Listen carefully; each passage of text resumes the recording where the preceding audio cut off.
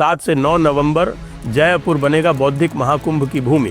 Jaipur dialogues 2025 में एक मंच पर आएंगे वे सभी योद्धा, इतिहासकार, चिंतक, रणनीतिकार और धर्म रक्षक जिनकी आवाज़ है भारत की आत्मा। विष्णु शंकर जैन, गौरव आर्य, नीरज अत्री, आनंद रंगनाथन, भाऊ तोरसेकर, सुशांत सिन्हा और बहुत सारे आपके पसंदीदा वक्ता जिनसे आप इस कार्यक्रम में भेंट कर सकते हैं। आप भी इस अनोखे उत्सव का हिस्सा बने, रजिस्टर करें और उपस्थित रहें। और यदि आप इस आंदोलन को और शक्तिशाली बनाना चाहते हैं तो हमारे क्राउड फंड में दान दें। QR स्कैन करके आप हमें योगदान दे सकते हैं। रजिस्ट्रेशन लिंक नीचे दिया हुआ है।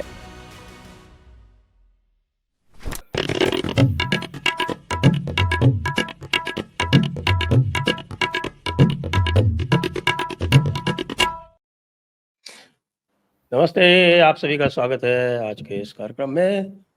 और हमारे साथ जुड़ गए हैं भाऊ तोरसेकर जी और ओंकार चौधरी जी। उनसे बात करेंगे। उसके पूर्व आप सभी को याद दिला दें, हमारे 7, 8, 9 नवंबर के राष्ट्रवादियों के महाकुंभ के बारे में दी जयपुर डायलॉग एनुअल समिट, इसमें भाऊ भी रहेंगे, ओंकार जी भी रहेंगे। और आप सभी से अनुरोध है कि कृपया क्राउड फंडिंग शीघ्र पूरी करावें। 80% हो गई है, 20% बाकी है। और रजिस्ट्रेशन, देखिए हमारे ऊपर बहुत दबाव आ रहा है, इसलिए कृपया रजिस्ट्रेशन अपना शीघ्र करा लें। जो टॉप टियर है वो कंप्लीट हो चुका है और अब जो है वो बहुत सारे लोग अब कह रहे हैं कि साहब हमको एक जगह चाहिए, दिलवा दीजिए। तो अब संभव नहीं हो पाएगा, तो रजिस्ट्रेशन अपना पहले से करवा के रखें। तो अब चलते हैं विषय पर और भाऊ से सीधे पूछते हैं कि भाऊ, कमेंट्स आ रहे हैं बहुत सारे हमारे पास वीडियो में, और वो पूछ रहे हैं कि ये भाऊ को ये पॉलिटिकल ब्रह्मोस का पता कैसे चल गया पहले से। पता नहीं चल जाता। देखो एक बात बोल दो, 4 महीने पहले की बात है, मई महीने की बात है, मैं ओंकार जी के साथ उनके चैनल पर था और धीरेन्द्र पुंडीर वगैरह थे। तो जिस दिन यानी 10 मई को सीज फायर की घोषणा हो गई, यानी अब आगे नहीं जाएगा, ऑपरेशन रोका है, इसकी पहली खबर आई। अनाउंसमेंट नहीं हुई थी लेकिन खबर आई थी। तो उस वक्त मैंने बोला था कि देखो मोदी का ये तरीका ऐसा लगता है कि ये न्यू नॉर्मल है। सर्जिकल स्ट्राइक हुआ, एयर स्ट्राइक हुआ, तीसरी बार हम घुसकर मार रहे हैं। इसके बाद अगर टेररिस्ट एक्टिविटी हमारे यहां हुई, वो हम तुम्हारा पाकिस्तान का मामला है करके घुसकर मारेंगे, ये न्यू नॉर्मल होगा। ये मैंने 7-8 बार ओंकार जी के प्रोग्राम में बोला था, ना कि मेरे वीडियो में बोला था, सिर्फ एक जगह बोला था। और 11 मई को मोदी जी ने वो न्यू नॉर्मल शब्द बोला, तो क्या मेरे से उठाया, ऐसी बिल्कुल बात नहीं है, ना ओंकार की यहाँ से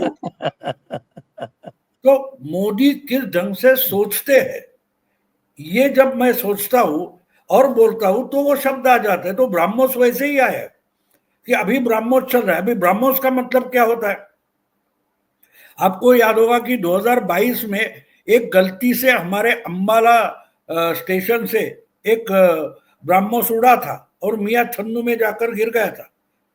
तो गलती से उड़ा था, उस पर कोई वॉरहेड नहीं था। तो पाकिस्तान वालों ने हमारा मजाक उड़ाया था। जो चीजें खेल रहे हो, अगर उसकी टेक्नोलॉजी मालूम नहीं तो क्यों करते हो। तो वो एयरमैन था, उसको भी सस्पेंड किया गया था। लेकिन वो तो असली ट्रायल था कि कुछ 4 मिनट या 3 मिनट में 125 किलोमीटर अंदर जाकर गया था मियां छन्नू में। तो ब्रह्मोस की वो ओरिजिनल ट्रायल थी। तो गिरने तक और गिरने के बाद भी पाकिस्तान को पता नहीं चला कि ये असली ट्रायल है, बैटल ट्रायल है। तो इसलिए उपराष्ट्रपति के चुनाव में अगर कुछ गेम मोदी जी खेल रहे हैं, अमित शाह खेल रहे हैं, एनडीए खेल रही है, तो इनका ये तरीका रहा है कि अपने जो दुश्मन है, प्रतिस्पर्धी है, उनको अंधेरे में रखो। कहां से क्या आएगा उसका पता भी नहीं चलना चाहिए। ये इनकी स्ट्रेटेजी रही है, वो ऑपरेशन सिंदूर में हो या पॉलिटिक्स में हो, ये हमेशा उस तरीके से जाते हैं। इसलिए वो चुप थे, जोर जोर से बोल। और इसलिए मैं आपको याद दिला दूं, जब हम उस वक्त बैठे थे जब जगदीप धनखड़ का रेजिग्नेशन आया था, हम्म, वो इमीडिएटली हम बैठे थे। तो मैंने आपको बोला था ये बहुत बड़ा गेम है, जिसके पास अपनी मेजोरिटी नहीं है, एनडीए पर ये बोल रहे कि इसको खैरात पर सरकार चलानी पड़ रही है, बैसाखी पर चल रहे हैं नीतीश और नायडू के।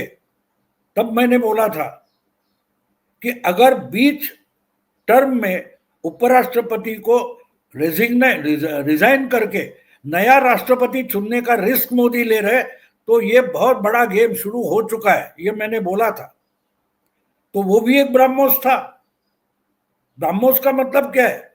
जाकर पिन पॉइंटेड लगता है वहां जहां भेजा है। राहुल गांधी नहीं है, मैंने ब्रह्मोस बोला है। राहुल गांधी तो अनगाइडेड मिसाइल है, ब्रह्मोस गाइडेड मिसाइल होता है। वहां से भेजा है और जिस पॉइंट के लिए भेजा है वहां जाकर गिरता है। तो जयराम रमेश जोर शोर से बोल रहे थे 315 है हमारे, तो 15 कहां गए भाई? 15 कहां गए? छोड़े हैं आपने, लेकिन थे तो मोदी के। बल्कि आपके उनके खेमे से पास उड़े और वहां जाकर ओरिजिनल गिर काउंट गए। तो 334 का था। हाँ, नहीं वो बता रहे हैं कि ये जो अब ये सब जो उपराष्ट्रपति का चुनाव हुआ, उसके बाद आप समझो कि ये चुनाव उपराष्ट्रपति पद का हुआ है, लेकिन जिस तरीके से इंडी बिखरा हुआ है वो आम जनता को दिखाई दे रहा है। इसका मतलब बिहार का चुनाव बुलडोज होने वाला है। बड़ी ताकत में एनडीए की सरकार बनेगी और इसके ये सिम्टम्स है, मैं आपको अभी बोल रहा हूं। जो कुछ 243 है ना सीट की, 150 से आगे रहेगी एनडीए, मैं बोल रहा हूं 150 से आगे कम से कम। और ये 5वीं टर्म होगी शायद, 5वीं, हाँ 5वीं टर्म। पांचवी 5, पांचवी टर्म। 10, 15, 20 और 25, 5वीं टर्म में ये और बड़ी ताकत से चुनकर आने वाली है एनडीए। मैं ये नहीं बोल रहा हूं कि नीतीश मुख्यमंत्री होगा, मैं सिर्फ यही बोल रहा हूं कि बुलडोज करके ये 150 के आगे जाएंगे। मुख्यमंत्री कौन होगा वो बाद में देखेंगे। नीतीश की शायद 7वीं नीतीश होगी। नहीं। हाँ नीतीश की 7वीं टर्म होगी। हाँ, नीतीश की बात नहीं, नीतीश के, हाँ वो मुख्यमंत्री शपथ से देखो तो 7वीं टर्म। वैसे शपथ तो उसने 8 बार लिए। हाँ 8वीं टर्म होगी नीतीश की। तो वो थोड़ा बीच में उनको खुश करने के लिए 2-4 दिन के लिए उधर भी गए थे। हाँ, 2 बार उधर गए थे और एक बार वो पहली बार जब ली थी तो 7 दिन ही सरकार चली थी, तो 3 एक्स्ट्रा ले चुके हैं वो। तो ये तो साहब ऐसा है कि ये जो वाइस प्रेसिडेंट इलेक्शन के बारे में बात जब चल रही थी, तो हमारे जो क्यूट्यूबर्स हैं, ये क्यूट्यूबर्स मेरा इजाद किया हुआ टर्म है, कांग्रेस क्यूट्यूबर्स मतलब क्यूट्यूबर्स, तो जो सारे क्यूट्यूबर्स थे जोर जोर से चिल्ला रहे थे गडकरी 33 एमपी लेके गायब। गडकरी 33 एमपी, कोई गए 37 एमपी, कोई गए ऑपरेशन 37, अमेरिका लगा हुआ है 37 और सरकार गिराई जाएगी और मोदी की उल्टी गिनती शुरू। ये सब कहां से आ रही थी खबरें? ये इनका बड़ा सोर्स शाहिद आफरीदी है। वो सिंदूर के बाद उसने विक्ट्री रैली निकाली थी, याद है ना आपको? विक्ट्री रैली किसने निकाली थी पाकिस्तान में? शाहिद आफरीदी ने निकाली थी। इसका मतलब इनका सोर्स कहाँ है पता है। अब मैं यहाँ मुंबई में बैठा हूं और मैं अगर ब्रह्मोस बोल रहा हूं, ये दिल्ली में बैठकर कहाँ की खबरें निकालते हैं मुझे पता नहीं है। और जो मैं अभी बोल रहा हूं, इसीलिए राहुल गांधी बहुत नाराज है कि उनको किसी ने बोला है कि ल्यूटियंस दिल्ली के ही कुछ पत्रकार, दरबारी पत्रकार है, जिन्होंने इस टूटन में बहुत बड़ी हेल्प की है। जो टूटे हैं उन टूटने के लिए हेल्प करने वाले दरबारी मीडिया के लोग हैं। मैं ये नहीं बोल रहा हूं कि उसमें राजदीप है या पुण्य प्रसून है, ये नाम नहीं ले रहा हूं मैं सिर्फ दरबारी बोल रहा हूं। ये जो कुछ टूटे हैं वो तोड़ने में सबसे इंपॉर्टेंट, जिस पर शक ना हो, देखो शक जिस पर ना हो ऐसा आदमी भेजना पड़ता है ना तोड़ने के लिए। तो ये जो भेजे गए और जिनको पटाया गया, जिन्होंने क्रॉस वोटिंग की है, उनको पटाने में ल्यूटियंस मीडिया के कुछ बड़े पत्रकार है, ये मैं आपको बोल दूं। और ये शायद राहुल गांधी को पता चल गया, वो बहुत गुस्से में इन पर, बहुत गुस्से में। अच्छा। और उसकी एक सिम्टम शायद आपने देखा होगा, कल परसों कहीं राहुल गांधी का एक मैंने देखा तो वीडियो उसका, कि मैं बोलता हूं पत्रकारों को मित्र, लेकिन ये हमारे मित्र नहीं है, ऐसी एक स्टेटमेंट मैंने राहुल गांधी की देखे। वो कंफर्म करता है जो मेरी खबर है, वो कि मैं इनको मित्र बोलता हूं लेकिन ये तो मित्र है नहीं। तो समझे, वो जो नाराजगी है ना उस शब्द में बाहर आ गई। पर अब भाव आहिस्ते आहिस्ते लुटियंस मीडिया या दरबारी मीडिया से राहुल गांधी का भरोसा उठता चला जा रहा, इससे ज्यादा भाव अभी नहीं। भाव मैं ये कह रहा हूं कि राहुल गांधी को क्या नाराज होने का हक भी है। जिस समय उपराष्ट्रपति चुनाव की तैयारियां हो रही थी, वोटिंग की तैयारियां हो रही थी, उस समय हमने, आपने, पूरे देश ने देखा, प्रधानमंत्री नरेंद्र मोदी जो एक मीटिंग बुलाई थी एनडीए के सदस्य दलों की, सभी की, जिसमें बीजेपी और एनडीए के सभी दल थे, तो सबसे पिछली पंक्ति में बैठे हुए कुर्सी पर दिखाई दिए थे। और उसके बाद संबोधन भी था प्रधानमंत्री का। यहाँ तो तैयारी हो रही थी सारे ग्रुप की एकजुट करके कि भाई किस तरीके से उनको ट्रेंड भी किया जा रहा था साथ में, कि आपको वोटिंग के समय किन किन चीज़ों का ध्यान रखना है, एहतियात बरतना है, ताकि कोई वोट खराब ना हो जाए, इनवैलिड ना हो जाए। राहुल गांधी कहाँ थे? राहुल गांधी तो मलेशिया में थे उस समय। जिस समय चुनाव की तैयारियां करनी होती हैं, अपने सारे हॉर्सेस को चेक करना होता है कि भाई सब अपनी जगह अपने अस्तबल में है या नहीं है। उस समय तो आप विदेशों में मौज मस्ती कर रहे थे, किसी रहस्यमय यात्रा पर निकले हुए थे, पता नहीं किस किस से मिल रहे थे। और उसके बाद जब वोटिंग हो रही थी, उस समय तक भी लोगों को पता नहीं था कि राहुल गांधी देश में ही हैं या अभी मलेशिया में ही अटके हुए हैं या किसी और देश में निकल गए। पता तब लगा जब अचानक कैमरों पर बदहवासी की स्थिति में ये वोटिंग रूम में पहुंचते हैं, इधर उधर दौड़ते हुए भागते हुए दिखाई देते हैं। एक सुरक्षा कर्मी, एक संसद का अधिकारी उनके लिए रास्ता बनाता है कि आप इधर से आ जाइए, और वहां सोनिया गांधी और मल्लिकार्जुन खड़गे खड़े हुए थे, वो भी इनको बता रहे थे, इशारा कर रहे थे कि आप इधर से जाइए, वोटिंग के लिए इधर से जाना होता है। तो वहां तक भी ये अपने होशो हवास में नहीं दिखाई दिए, ये एग्जिट पॉइंट की तरफ निकल गए। तो जो आदमी, हाँ मैं एक बात बोलूं, देखिए क्या है कि आप राहुल गांधी को समझ नहीं पाए हैं कि राहुल गांधी देखिए एक पुराना दोहा है कि लीक लीक कायर चले है, लीक ही चले कपूत, लीक छाण तीनों चले, शायर सिंह सपूत। अब राहुल गांधी लीक पे नहीं चलते हैं, तो आप देखिए वो शायर सिंह सपूत की श्रेणी में आते हैं। शायर और कपूत थोड़े ही हैं। मेरा सिर्फ ये कहना है कि उस आदमी को अपने ऊपर नाराज होना चाहिए कि जिस समय आपकी पार्टी को, आपके सहयोगी दलों को आपकी जरूरत है, या जरूरत है भी नहीं तो भी, उस समय क्या आपको देश में नहीं रहना चाहिए था? जो भी दलों के प्रमुख हैं, सहयोगी दलों के, उनके संपर्क में, समन्वय में रहना चाहिए था कि नहीं रहना चाहिए था? संवाद करना चाहिए था कि नहीं करना चाहिए था? ठोक बजा करके ये तय करना चाहिए था या नहीं करना चाहिए था कि कोई टूट तो नहीं रहा है?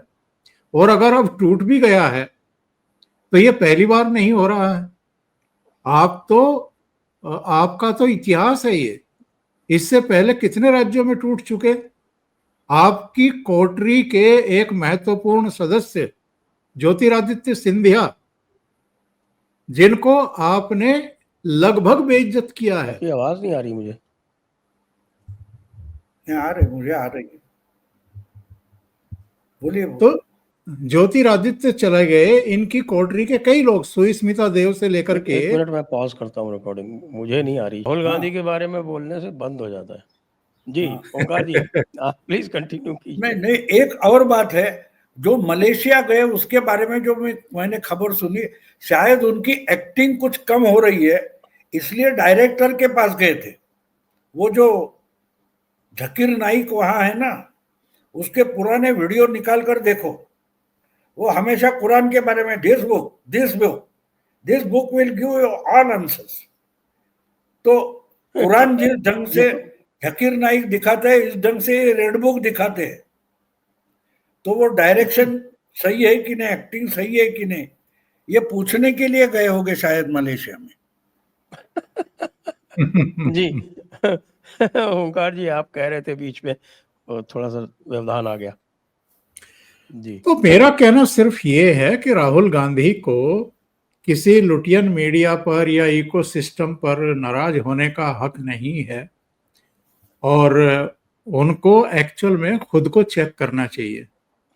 ये राजा महाराजाओं की तरह, शहंशाह की तरह पार्टी को अगर चलाना जारी रखेंगे और ये समझेंगे कि बाकी सब नौकर चाकर हैं, या मैं अपनी पार्टी का नहीं, अपनी कंपनी का सीईओ हूं और बाकी के मेरे नीचे अफसरी का काम कर रहे हैं या कर्मचारी काम कर रहे हैं, उन्हीं को सारा कुछ मैनेज करना है, मेरा क्या है, मैं तो डायरेक्टर हूं या सीईओ हूं, मैं तो विदेश यात्राओं के लिए ही बना हूं और बाकी लोग अपना संभालेंगे, तो ऐसे पार्टियां चलती नहीं हैं।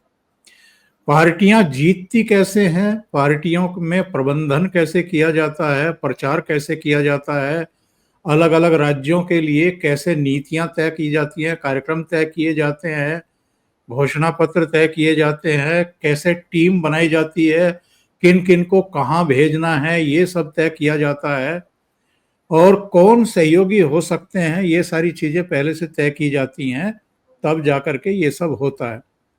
जब लोकसभा चुनाव के परिणाम आए थे, तब एक निराशा का आलम था एनडीए में। खुद प्रधानमंत्री नरेंद्र मोदी जब बीजेपी मुख्यालय पहुंचे थे, उनकी आंखों का सूनापन, उनके आंखों की लाली और एक कहीं ना कहीं प्रायश्चित का भाव चेहरे पर दिखाई दे रहा था। लेकिन वो हार मान करके नहीं बैठ गए। उन्होंने 240 सीटों के लिए मतदाताओं की उदासीनता को नहीं कोसा। अपने जो पदाधिकारी थे, महासचिव थे या अध्यक्ष थे, उनको गालियां नहीं दी, उन पर गुस्सा नहीं निकाला, बल्कि नए सिरे से आने वाली चुनौतियों की तैयारियां करनी शुरू की। भाई, जम्मू कश्मीर का चुनाव होने वाला था, हरियाणा का होने वाला था, कयास थे कि जैसे हरियाणा के 2019-2014 में महाराष्ट्र के साथ हुए थे, तो महाराष्ट्र का हरियाणा का एक साथ होगा। लेकिन महाराष्ट्र को बाद के लिए रखा और हरियाणा का जम्मू कश्मीर के साथ करा लिया। किसी को उम्मीद नहीं थी, हमें भी उम्मीद नहीं थी कि हरियाणा में तीसरी बार बीजेपी की सरकार बनेगी। मुझे उम्मीद थी। लेकिन वहां पर जिस तरीके से प्रबंधन किया गया, जिस तरीके से आरएसएस ने पहली बार अपने को पूरी तरह खपा दिया, अपनी टीमों को, अपने प्रबंधन को, वहां पर बूथ स्तर पर काम किया, और हरियाणा का रिजल्ट आने के बाद, जम्मू कश्मीर का रिजल्ट आने के बाद जिस तरीके से वही लोग जाकर के फिर महाराष्ट्र में जमीन पर काम किए, और जो बाकी की लीडरशिप बीजेपी की और एकनाथ शिंदे और अजित पवार की लगी एकजुटता के साथ में रणनीति बना करके, उसकी कामयाबी फिर हमने महाराष्ट्र में भी देखी। झारखंड में नहीं आई, लेकिन बाद में दिल्ली में क्या हुआ, जो असंभव लग रहा था और जो केजरीवाल हुंकार भरते थे कि मोदी जी कई बार जन्म लेने के बाद भी आप, हाँ, ये कहते थे कि कम से कम इस जन्म में तो आप दिल्ली में अपनी सरकार नहीं बना पाएंगे। वहां क्या हुआ, उसका नतीजा क्या हुआ? और जो अभी भाऊ कह रहे थे, बिहार बिहार में आप देखिएगा। तो ये आप देखिए, ये जो ड्रामेबाजी होती है ना, ये साहब रोड शो किए जा रहे हैं, यात्रा की जा रही है, और यात्रा में भी आप क्या कर रहे हैं? कुछ बेहतर करने का या लंबी लकीर खींचने का कोई आश्वासन क्या पब्लिक को दे पा रहे हैं? क्योंकि इतने सालों से अगर नीतीश मुख्यमंत्री हैं और आप ये भी देख रहे हैं कि उनकी अपनी पार्टी का ग्राफ तेजी से नीचे जा रहा है। 2010 में शायद 115 सीटें थी जनता दल यू की, उसके अगले चुनाव में घट करके 71 रह गई, फिर उसके अगले चुनाव में घट करके वो 43 रह गई। यानी नीतीश की अपनी लोकप्रियता, एक चेहरे के तौर पर जो ब्रांडिंग होती है वो कमजोर पड़ रही है। लेकिन आपने स्थानीय मुद्दों को उठाने के बजाय आप तो एसआईआर और मोदी और पता नहीं अंतरराष्ट्रीय मसले जाकर के बिहार में उठा रहे हैं। तो जो भी इनकी रणनीति बना रहे हैं, जो भी इनके सलाहकार हैं या नहीं भी हैं, ये अपनी बुद्धि से ही अगर काम कर रहे हैं हर जगह जाकर के, तो ये अपने सहयोगियों का बेड़ा गर्क करते हैं। उत्तर प्रदेश में 2012 में जब मुलायम सिंह जीवित थे और उन्होंने अपना ताज अखिलेश के सिर पर रख दिया था, उस समय समाजवादी पार्टी को 224-25 सीटें आई थी। 2017 में जब दो लड़के मिलकर के चुनाव लड़ रहे थे, क्या हुआ? 225 से घट करके सीधा समाजवादी पार्टी आ गई 47 सीटों पर, और कांग्रेस पार्टी 28 से घटकर आ गई 7 सीटों पर। और मुझे लगता है कि बिहार में भी वही होने जा रहा है। ये राजद का भी बेड़ा गर्क करेंगे। हालांकि ताजा सूचना मिल रही है कि लालू खेमे में बड़ी हड़कंप है इधर कुछ चीजों को लेकर के, और खास तौर से इस वीडियो के आने के बाद जो प्रधानमंत्री नरेंद्र मोदी की माताजी के ऊपर बहुत निम्न स्तर का अटैक किया गया है। तो देखें वहां पर क्या स्थिति है। लेकिन लगता यह है कि एक्चुअल में इन्होंने मनमानी करने का एक तरीके से फैसला लिया हुआ है, और ये जो सहयोगी दल हैं उनको भी अपने इशारे पर नचाना चाहते हैं। अपनी पार्टी के नेताओं को खुद ये संयोजित नहीं कर रख पा रहे, एकजुट नहीं रख पा रहे, बाकी दल तो इनकी मानेंगे ही क्या। जी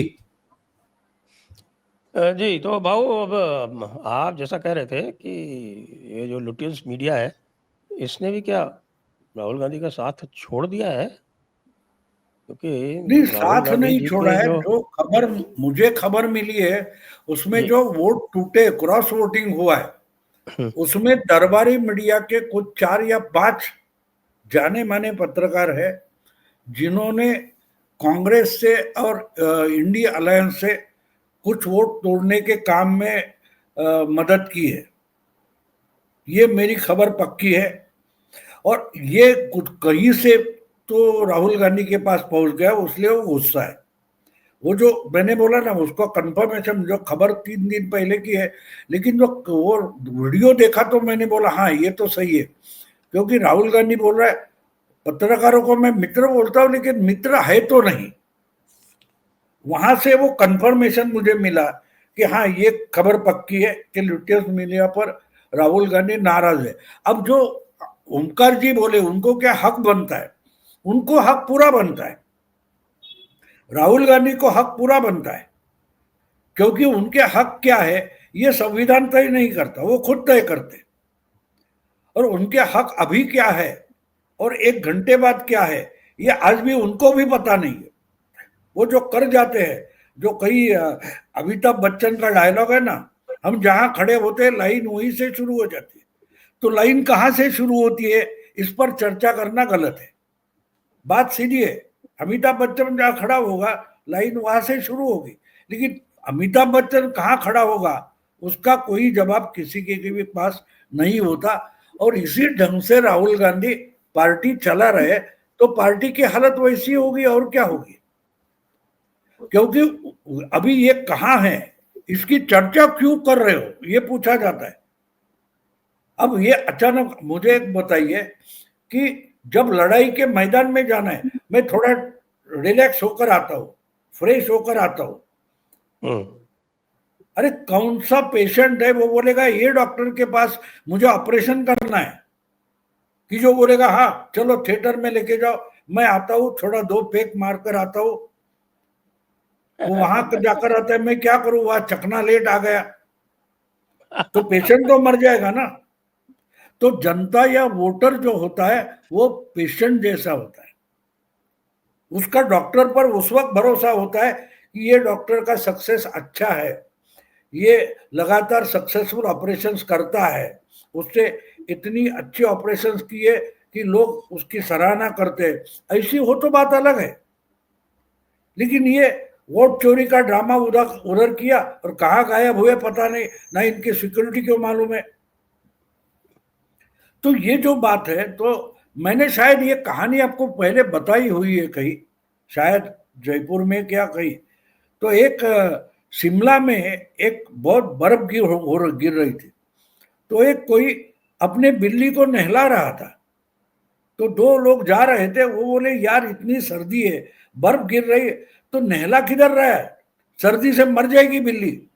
तो वो बोलता है बिल्ली किसकी है, अरे यार बिल्ली तेरी है लेकिन मरेगी ना, ऐसी सर्दी में बाहर बर्फ में उसको नहलाना नहीं, बिल्ली किसकी है, बस कुछ भी बोलो, वो बोलता है बिल्ली किसकी है, तो बोलते मर साले, वो निकल जाते, वापस आते तो बिल्ली मरी पड़ी है और ये रो रहा है, तो इनको जोश आ जाता है, बोलते देखो हमने बोला था ना, सर्दी है बर्फ गिर रही है, बिल्ली को नहलाना गलत है, मर जाएगी, ये है वो है, वो बहुत सारी बातें सुनाते हैं।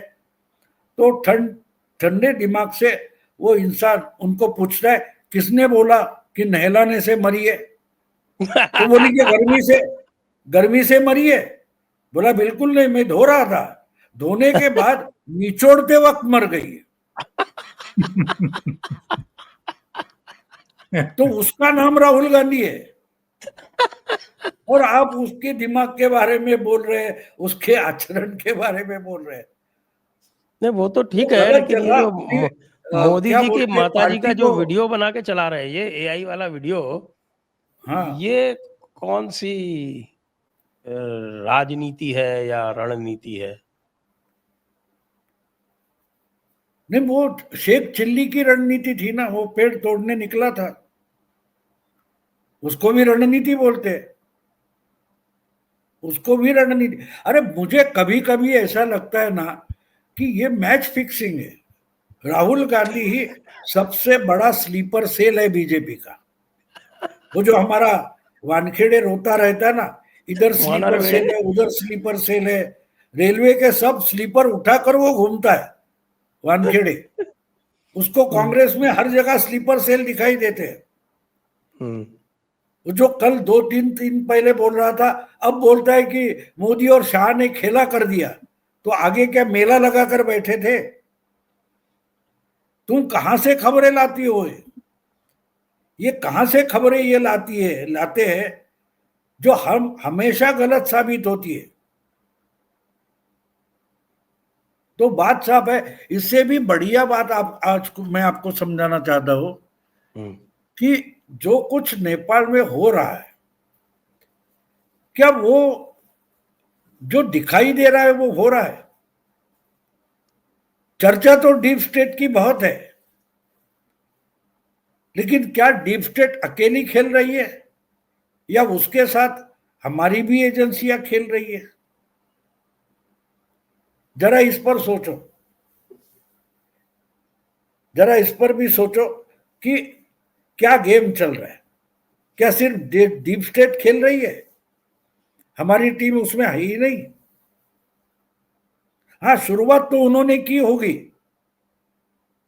शुरुआत उन्होंने की है ये मैं मानता हूं, जिस ढंग से बिल्डिंगें जलाई गई, पिन पॉइंटेड जलाई गई, और सिर्फ 48-60 घंटों में जो कुछ होना है वो हो गया।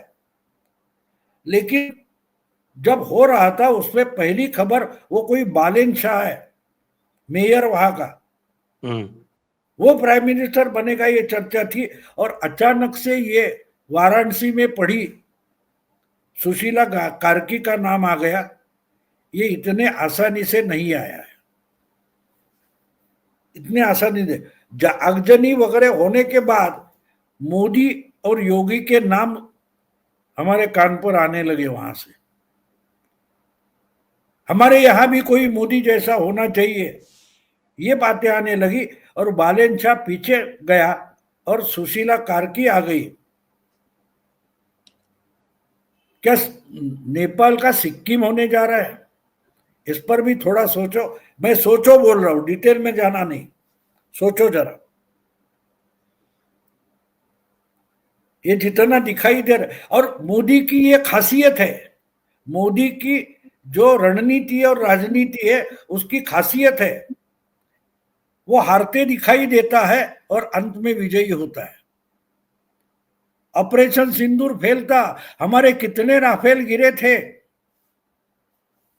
पाकिस्तान में विक्ट्री रैलियां निकाली गई, हम चुप थे। और बाद में दुनिया चिल्लाने लगी, अरे भारत ने क्या कर दिया, इंडिया ने क्या कर दिया। तो ऑपरेशन सिंदूर की रेप्लिका, ये कहा जाता है ना कि पहलगाम जो हुआ उसके पीछे भी अमेरिका का डीप स्टेट का हाथ था। तो नेपाल में भी डीप स्टेट और अमेरिका का हाथ हो सकता है, लेकिन अगर है तो जो घटनाक्रम है, टाइमलाइन हम देखते हैं तो क्या कुछ अलग होने जा रहा है। इससे ज्यादा अभी बोलने की जरूरत नहीं है, मैंने आपको लाइन दे दी। लेकिन आपने नाम लिया वानर वेड़े का, तो वानर वेड़े के चैनल पे न्यूज लॉन्चर जिसको बोलते हैं, अभी 1 घंटे पहले की खबर चली है कि 72 घंटे बाद राहुल खोलेंगे मोदी की पर्सनल डायरी। मेरे ख्याल से यही है शायद हाइड्रोजन बॉम्ब। और मोदी के जन्मदिन पर बीजेपी का खेल खत्म होगा और जगह फाइनल हो गई है। जी ओंकार जी, डायरी के आगे या लगाने से क्या होता है?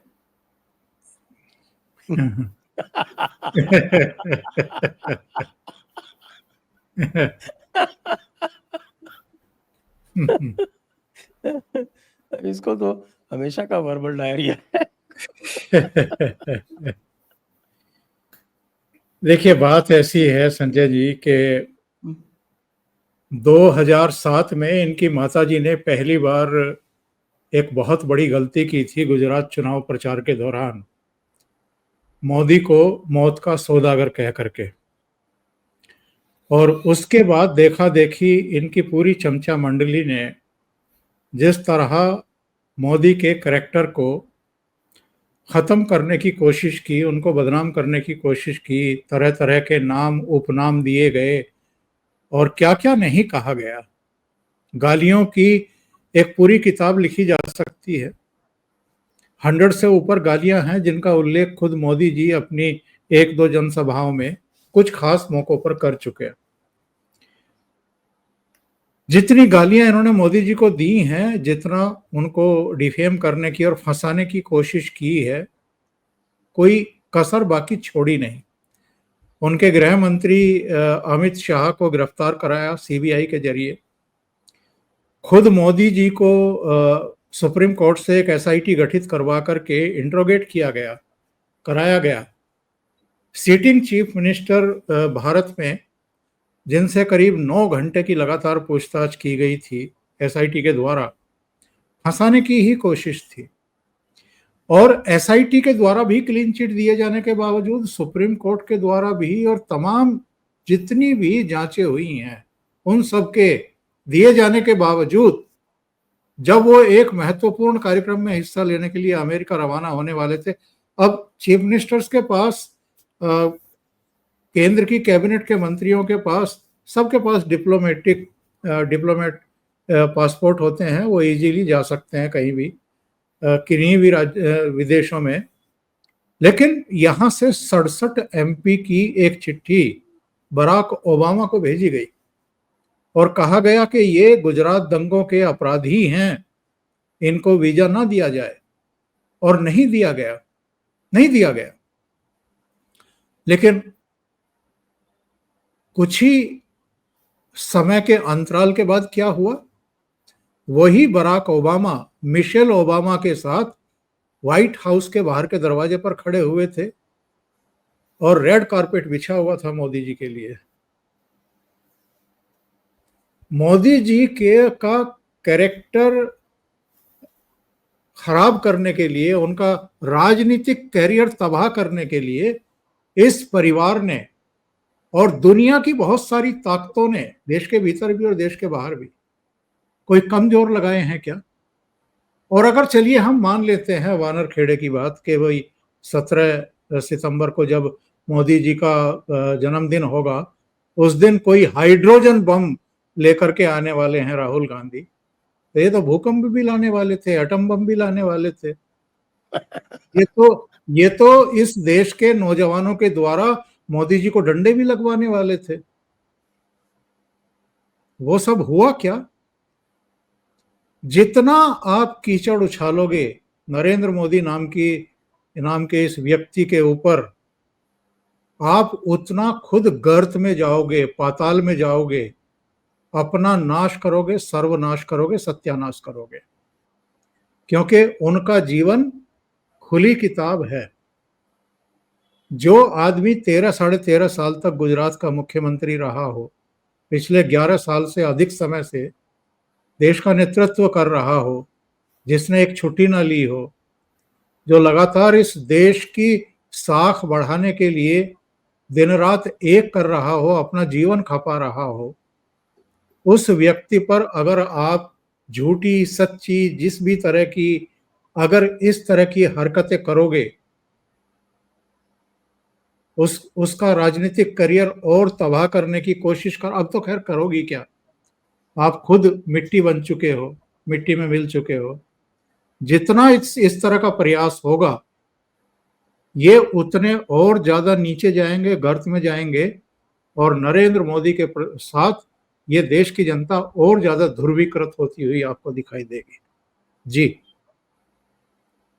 तो मुझे लगता है कि ये नीतियां जो हैं वो कहीं और से बन के आती हैं, इसीलिए ऐसा होता है। जैसे भाऊ से पूछूंगा कि कर्नाटका में इनके जो चीफ मिनिस्टर हैं सिद्धरामैया जी, उन्होंने प्रस्ताव पारित किया कि शिवाजी नगर मेट्रो स्टेशन का नाम बदल के सेंट मेरीज रख दिया जाए।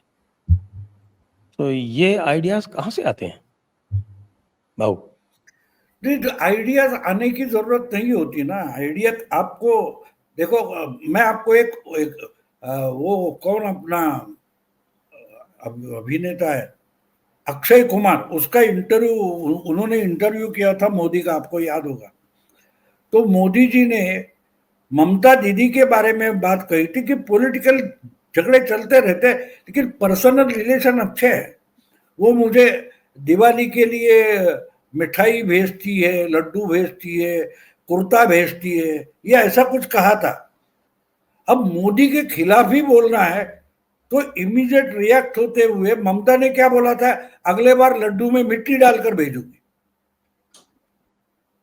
तो खुद नालायक कैसे, वो तो ममता बता रही है ना, मोदी ने तो बताया नहीं। तो आइडिया कहां से आता है आपको पता नहीं होता कि आप जो बोल रहे हो वो खुद के खिलाफ बोल रहे हो। तो ये जो अब आप मानो कि शिवाजी महाराज की राजनीति अगर कर्नाटक में भी थी, कारवार, बेलगाव वगैरह जो इलाका मराठी है, विजापुर तक उनका साम्राज्य फैला हुआ था, तंजावुर तक। तो आप शिवाजी नगर स्टेशन का नाम बदलोगे तो क्या करोगे? वहां के लोगों के, आपके वोटर की भावना खराब कर रहे हो ना। उससे महाराष्ट्र में तो और बड़ी रिएक्शन आएगी अगर ये करेंगे। तो फिर कहते हैं कि महाराष्ट्र में वोट चोरी हो गया। हाँ, तो बात ये, आपका मैंने कहानी इतनी अच्छी बताई, आप ये नहीं समझ रहे कि आइडिया कहां से आइडिया निचोड़ने से आता है। नहलाने से बिल्ली नहीं मरती, वो निचोड़ने से मरती है। तो इतनी सर्दी में, बर्फीली सर्दी में भी अगर नहला के नहीं मरी है तो हम उसको निचोड़ कर मारेंगे। तो निचोड़ने से ये आइडिया निकल कर आते हैं। तो और इसकी जरूरत भी क्या है? इसकी जरूरत भी क्या है? आपको लोगों ने वोट दिया, अच्छा काम करो, अच्छी पार्टी बनाओ। अब देखो, मैं आपको एक बार और बताता हूं। कल मैं दूसरा एक स्टडी करके बैठा था, तो मैंने सोचा कि अरे 4-5% आपके बिहार में वोट नहीं है, वहां जाके इतना तमाशा कर रहे हो। अगर इतनी मेहनत महाराष्ट्र में करते, महाराष्ट्र में पिछले 4-5 चुनाव आप देखो, कांग्रेस का वोट परसेंटेज कुछ 11-12 से लेकर 17% तक है। उस पर आपने एक दिन की मेहनत नहीं की, और बिहार में 4-5% है, तो वहां जाके रैली कर रहे, कन्हैया कुमार को भेज रहे, पप्पू यादव को नचा रहे। इसकी क्या जरूरत है? उसकी अच्छी मेहनत आप यहाँ महाराष्ट्र में करो, पार्टी बनाओ, अगले चुनाव में डटकर खड़ी हो जाएगी। तो जहां पॉसिबिलिटी है वहां तो ये मुड़कर भी नहीं देखेंगे, और जहां बिल्कुल पॉसिबिलिटी नहीं है, कुछ दोस्तों की पार्टी मित्र दल है, उनकी मेहरबानी से कुछ मिलने वाला है, उसको भी मटिया मेट करने निकल जाएंगे। अब जाकर उन्होंने जिस ढंग से लालू को डिस्टर्ब किया है, उसके बाद मैं बोल रहा हूं आपको कि अभी शायद 8-10 दिन में, शायद 2 दिन में टाइम टेबल डिक्लेयर होगा। आज तक आपका वो सीट का बंटवारा नहीं हुआ है, तो कौन सी सीट किस पार्टी को पता नहीं।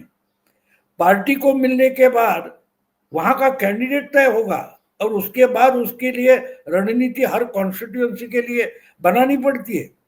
तो वो ना हो, इसकी अगर पूरी प्लानिंग राहुल गांधी कर रहे हैं, तो वानखेड़े को जाके बताओ भाई, स्लीपर सेल तो राहुल गांधी है।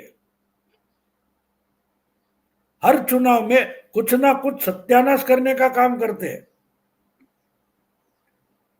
तो अभी आपने जो बताया कि शिवाजी नगर स्टेशन का नाम कुछ सेंट वगैरह कुछ रखेंगे, तो उसकी रिएक्शन महाराष्ट्र में भी आ जाएगी।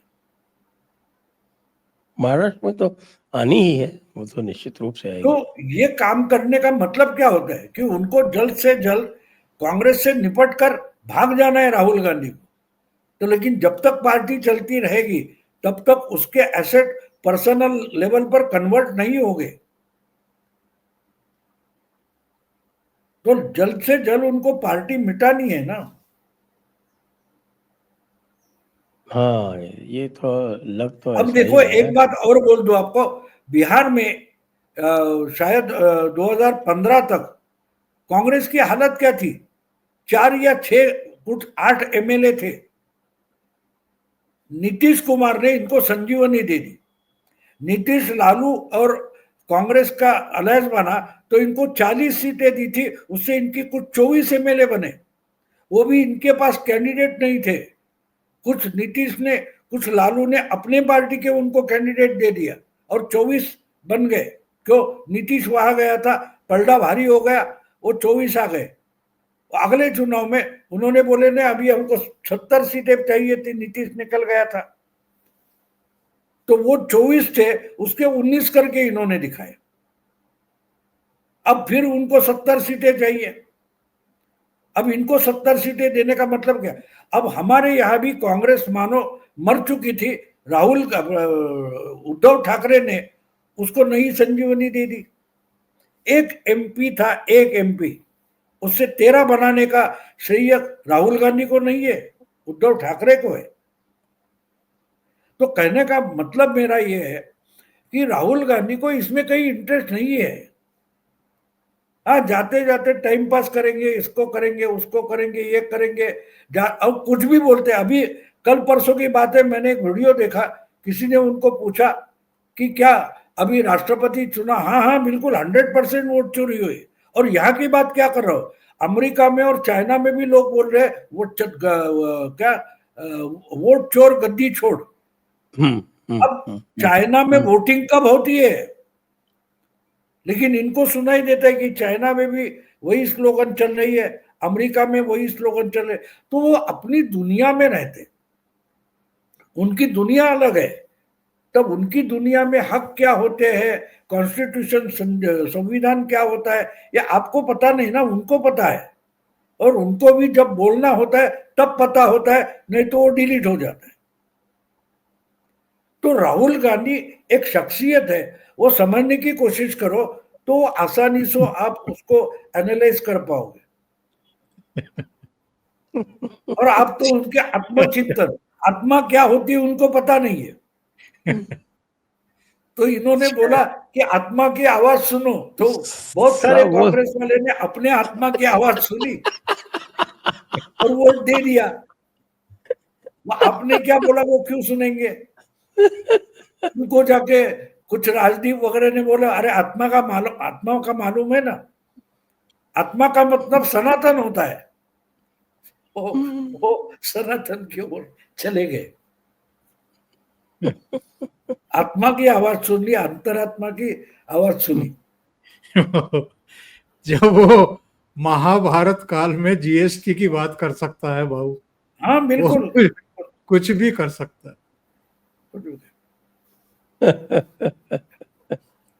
पांडवों ने जीएसटी नहीं लगाई थी।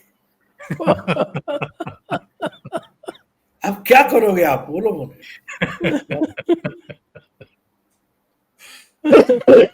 अगले चुनाव वो बोले कि पांडव जीत गए क्योंकि वो वोट चोरी नहीं करते थे। दुर्योधन करता था। कुछ भी बोल सकते।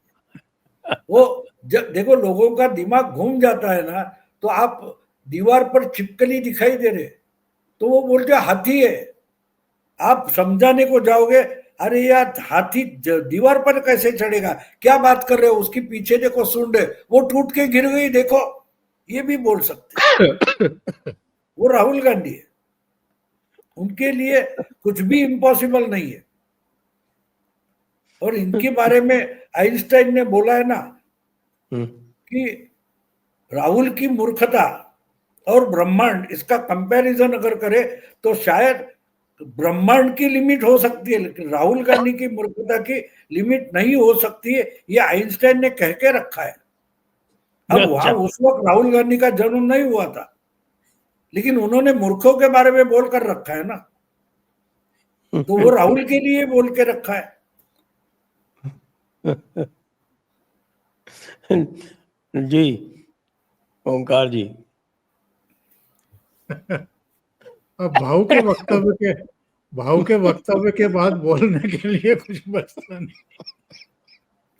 नहीं, मैं सच्ची बोल रहा हूँ ना, मैं मजाक नहीं कर रहा हूँ। बोले देखो आप एक इंसान है जो दिमाग से काम करता है, वो किस ढंग से सोचेगा ये हम तय कर सकते हैं। कि मोदी जी चुनाव जीतते हैं, लड़ते हैं, अमित शाह है और कोई है, तो क्या करेगा ये हम तय कर सकते हैं। लेकिन जो दिमाग का इस्तेमाल नहीं करता वो सोचेगा कैसे, ये कैसे सोचेंगे? क्योंकि सोचने के लिए दिमाग का इस्तेमाल करना पड़ता है। और राहुल गांधी दिमाग छोड़कर बाकी जितने उसके अवयव स्पेयर पार्ट है वो सबका इस्तेमाल करते, सिर्फ दिमाग का इस्तेमाल राहुल गांधी नहीं करते। और इसलिए उनको एसेस करना, उनका आकलन करना बड़ा मुश्किल होता है। अजब स्पेसीज है, अजब स्पेसीज है। संजय जी बात ये है, मैं आखिर में एक बात कहना चाहता हूँ। संसद के सेंट्रल हॉल में राष्ट्रपति द्रौपदी मुर्मू जी का संबोधन था दोनों सदनों के सदस्यों के लिए, और शायद कोई स्पेशल ओकेशन था जिसमें राज्यसभा में नेता प्रतिपक्ष और लोकसभा में नेता प्रतिपक्ष को भी मंच पर बैठाया गया था, यानी राहुल गांधी और मल्लिकार्जुन खड़गे भी मंच पर बैठे हुए थे। राष्ट्रपति बैठी भी नहीं थी और राहुल गांधी इसकी परवाह किए बिना अपनी कुर्सी पर बैठ गए थे। तो हल्का सा इशारा करके मल्लिकार्जुन खड़गे ने उनको खड़े होने के लिए कहा कि क्या कर रहे हैं आप, अभी राष्ट्रपति नहीं बैठी हैं। लोकसभा में ये किसी तो वो खड़े विषय हुए कि नहीं हुए थे, मुझे याद नहीं। हाँ, हो गए थे। लेकिन जब राष्ट्रपति बोल रही थी तो अपने मोबाइल फोन में घुसे हुए थे, यानी राष्ट्रपति को सुन नहीं रहे थे। वहां थे लेकिन नहीं थे। फिर लोकसभा में ये बोल रहे थे कुछ असंसदीय, जिनको मैं कहूं असभ्य शब्दों का प्रयोग कर रहे थे, और स्पीकर ओम बिरला साहब ने इनको टोका कि आप नेता प्रतिपक्ष हैं, आपसे एक उम्मीद रहती है। तो इन्होंने बहुत गलत तरीके से स्पीकर को कहा मुझे बोलने दीजिए। चेयर के साथ इस तरह का सलूक लोकसभा में भी और राज्यसभा में भी, जब जगदीप धनखड़ सभापति थे, वहां मल्लिकार्जुन खड़गे के द्वारा और कांग्रेस के दूसरे सदस्यों के द्वारा, जिनमें प्रमोद तिवारी, जयराम रमेश वगैरह, ये सब गैंगअप कर जाते हैं और वहां पर जिस तरीके से सभापति की पोजीशन पावर को अपमानित करते हैं। लोकसभा में तो इनकी पूरी पार्टी, संसदीय दल, वो सब मिलकर के स्पीकर पर अटैक करते हैं, एक तरीके से उनको अपमानित करने की कोशिश करते हैं। यानी जो सर्वोच्च पदों पर बैठे हुए लोग हैं, और अभी ताजा उदाहरण उपराष्ट्रपति का चुनाव, उनका शपथ समारोह जिसमें राहुल गांधी नहीं गए। अब वो तर्क दे सकते हैं कि चूंकि ये संघ के प्रचारक रहे हैं, निक्कर पहनते रहे हैं, काली टोपी पहनते रहे हैं, इसलिए मैं नहीं गया। तो भाई संघ के प्रचारक तो नरेंद्र मोदी भी रहे हैं, संघ के प्रचारक तो यहां बहुत सारे लोग रहे हैं। नितिन गडकरी, जिनके बारे में आपने शुरुआत की थी कार्यक्रम की कि 32 या 36 एमपी के साथ गायब होने की अफवाह उड़ाई गई, हंसी आती है इस तरह की बातें सुन करके।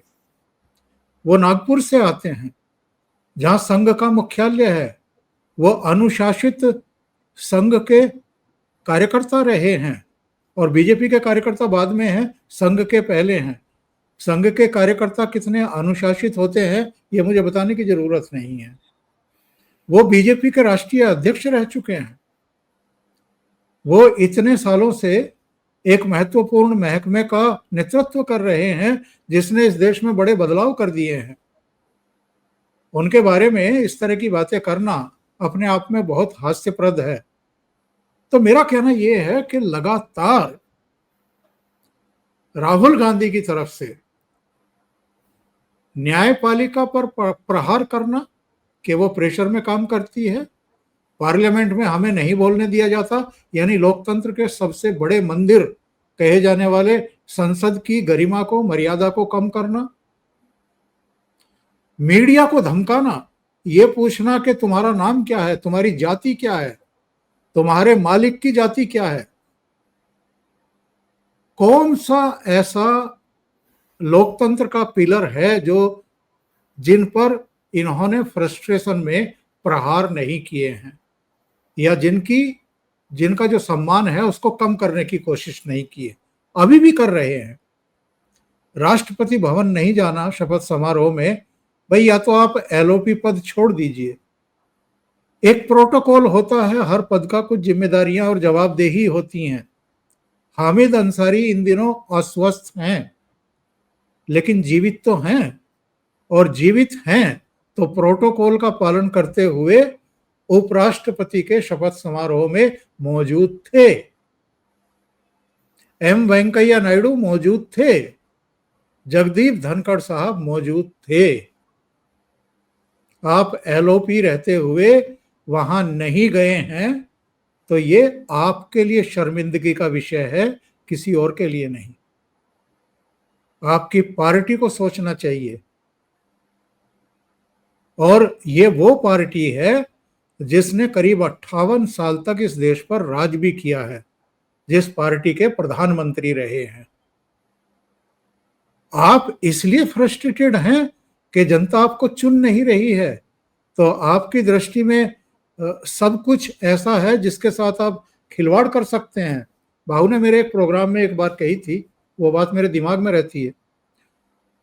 इनका कहना था कि ये कांग्रेस पार्टी को खिलौने की तरह ले रहे हैं। जैसे बच्चे को आप नया खिलौना लेकर के दे दीजिए, कुछ समय तक तो सभ्यता के साथ उसके साथ खेलता है और उसको फिर पटक पटक करके तोड़ देता है। तो शुरू में एक्साइटमेंट रही होगी जब इनको महासचिव बनाया गया। आपके जयपुर शहर में ही जब अधिवेशन था कांग्रेस का, मैं भी उसमें कवर करने के लिए आया था, तब इनको महासचिव बनाने का फैसला हुआ था। उसके बाद इनको उपाध्यक्ष बनाया गया, फिर अध्यक्ष भी बनाया गया। अब ये पार्टी को खिलौना मान करके उसको जमीन पर पटक पटक करके तोड़ने में लगे हुए हैं।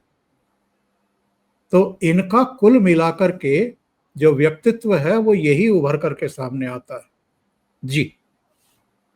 ये तो चेयर की बात तो वो समझ गए हैं, आपने जो बताई कि साहब की चेयर का आदर कैसा होता है, क्योंकि अभी वो रायबरेली गए हुए थे और रायबरेली में वो दिशा प्रोग्राम की एक मीटिंग को चेयर कर रहे थे और उसमें उन्होंने सबसे कह दिया कि भाई जो कुछ होगा आपको चेयर की बात माननी पड़ेगी।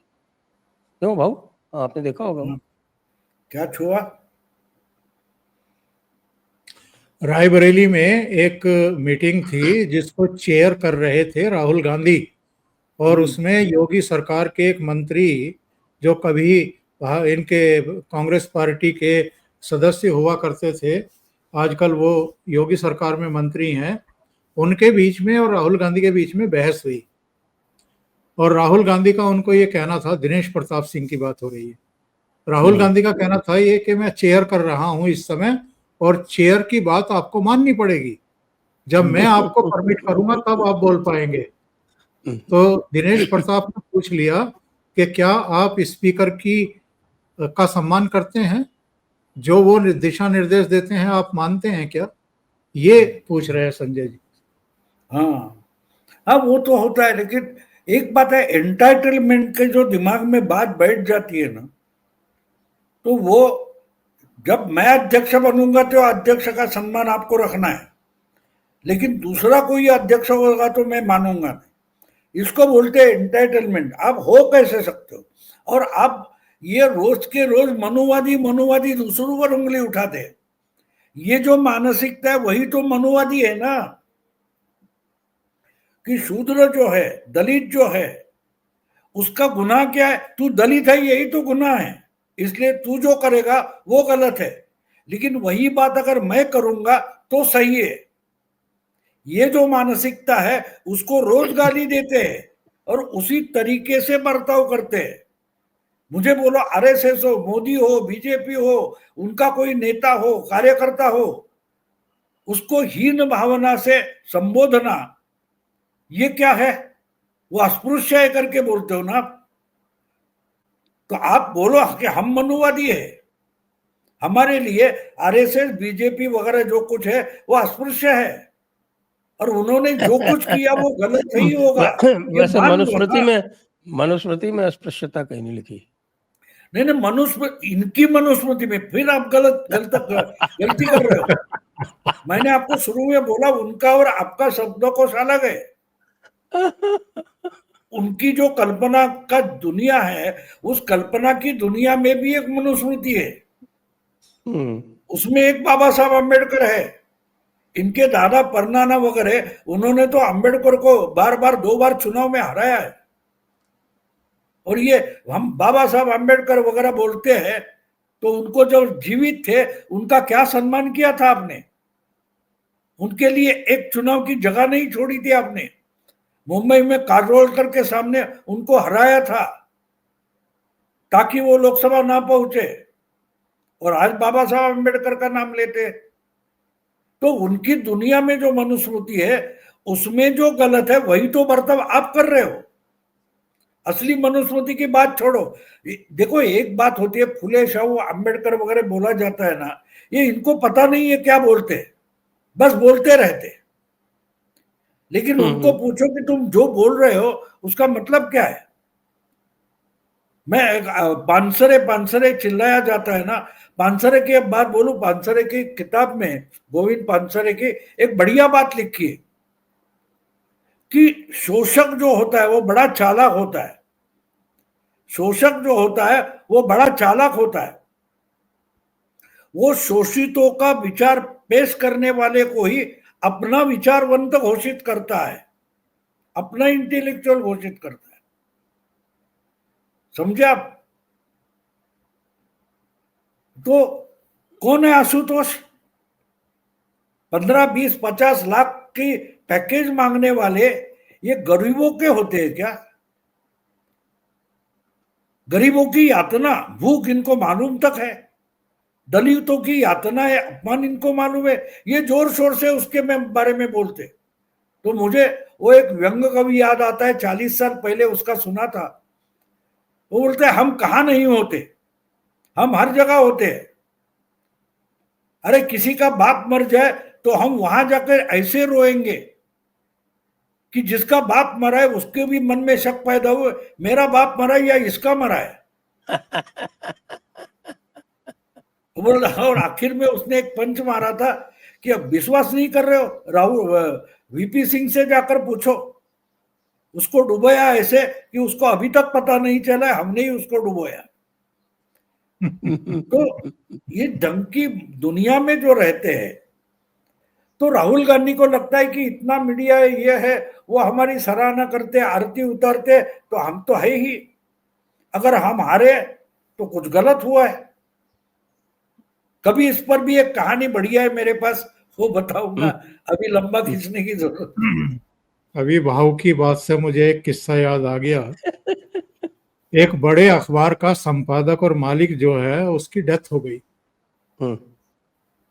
और हम में से कई लोग जो हैं वो गए, वो थोड़ा सा दूर था शहर वो जहां उनकी डेथ हुई थी, और हमारे तहत एक काम करने वाला संवाददाता भी पहुंचा। और विज्ञापन वगैरह ज़्यादा लाता था अखबार, तो इसलिए उसकी जान पहचान भी मालिकों से ठीक बन गई थी। जहां डेड बॉडी रखी गई थी उसके पास जाते जाते वो ऐसा पछाड़ खा करके गिरा धरती पर, और ऐसा हु करके रोया, जो उसकी संतानें थी संपादक की और मालिक की, वो भी हैरान थी कि साला इस तरह से तो हम भी नहीं पछाड़ खा करके गिरे और हम भी नहीं रोए जैसा ये रोए।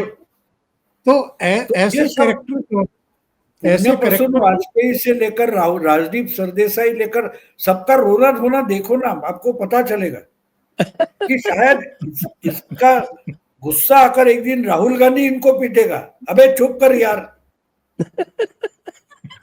हारा तो मैं हूं, तू कितना रोएगा। इसका गुस्सा शायद एक दिन राहुल गांधी को आ जाएगा। तो चलिए आज की चर्चा को यहीं पर विराम देते हैं। सभी दर्शकों को बहुत बहुत धन्यवाद, भाऊ को, ओंकार जी को, दोनों को बहुत बहुत धन्यवाद। जय हिंद, जय भारत, वंदे मातरम। वंदे मातरम।